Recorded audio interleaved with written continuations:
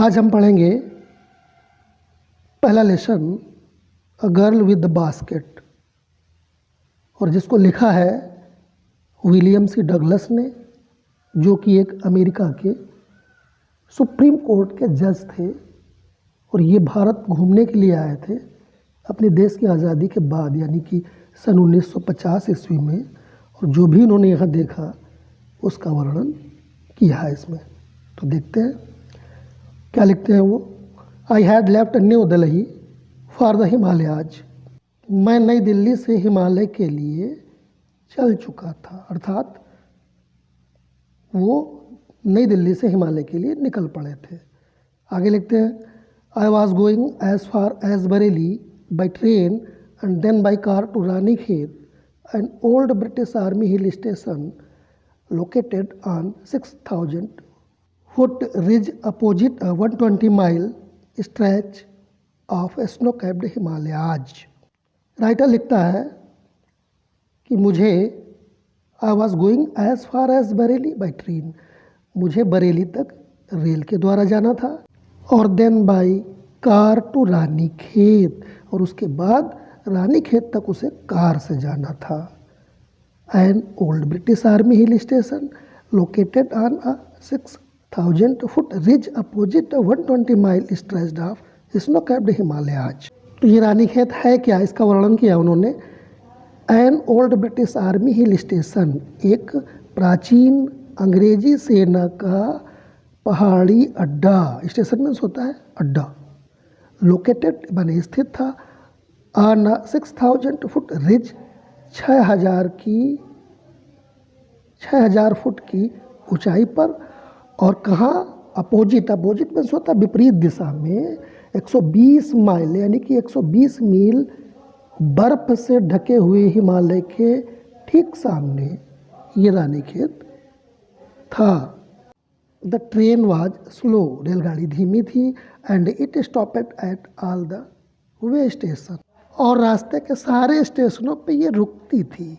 Eight every stop, प्रत्येक stop पर, I swung open the door, मैं अपने दरवाजे को खोलता था, ऑफ माई कंपार्टमेंट माने होता है अपने उस ट्रेन के डिब्बे के, एंड वॉकड द प्लेटफार्म, और प्लेटफार्म पर टहलता था।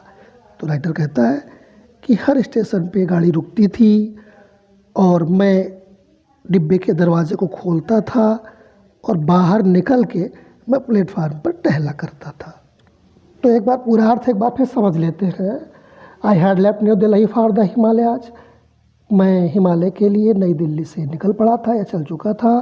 I was going as far as Bareilly by train, मुझे बरेली तक ट्रेन से जाना था, and then by car to Ranikhet, और रानीखेत तक मुझे उसके बाद कार से जाना था। और रानीखेत के बारे में बता रहे हैं। N old British army hill station, ये एक अंग्रेजी सेना की छावनी थी, located on 6,000 foot ridge opposite, जो हिमालय के दूसरी तरफ यानी कि विपरीत दिशा में स्थित थी, लगभग 6,000 फुट की ऊंचाई पर फैली हुई थी। 120 mile stretched of snow-capped Himalayas, 120 मील तक बर्फ से ढके हुए हिमालय के ठीक विपरीत दिशा में। तो समझ गए होंगे ये पहाड़ी स्टेशन हिमालय के ठीक विपरीत दिशा में था, और हिमालय 120 मील तक फैला हुआ था, उसके ठीक विपरीत दिशा में ये रानीखेत था। The train was slow and it stopped at all the way station, रेलगाड़ी बहुत धीमी थी और रास्ते के प्रत्येक स्टेशन पे ये रुकती थी। I swung open the door of my compartment, मैं अपने डिब्बे के दरवाजे को खोलता था और प्लेटफार्म पर टहलता था। Platforms were packed with people, platforms लोगों से भरे हुए थे। कैसे लोग थे वहाँ पे, आगे लिखा हुआ है। Sikh, Muslims, Hindus, soldiers, merchants, priests, potters, beggars, hawkers, almost everyone was barefoot and dressed in loose white garments. Platform पर सिख थे, मुस्लिम्स थे, हिंदूज थे, सिपाही थे, मर्चेंट्स में होता है सौदागर या व्यापारी थे, पुजारी थे, कुली थे, बेगर्स बनी भिखारी, हॉकर्स फेरी वाले, और लगभग हर कोई सफ़ेद रंग के ढीले ढाले कपड़े पहने हुए था और बेयर फुट मीन्स होता है नंगे पैरों। लगभग अधिकतर लोग नंगे पैरों ही थे, सफ़ेद ढीले ढाले कपड़े पहने हुए थे और नंगे पैरों थे, ऐसा उन्होंने देखा। I would ask at least 3 people before I could find one who spoke English.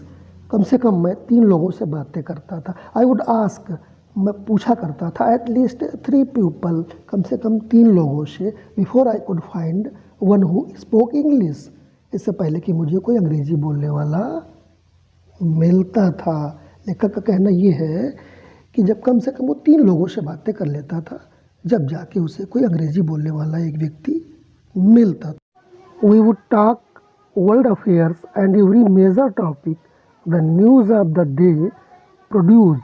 हम सांसारिक मामलों पर बात करते थे और जो दिन भर की खबरें होती थीं उनका जो बड़ा विषय होता था उस पर आपस में बातें करते थे।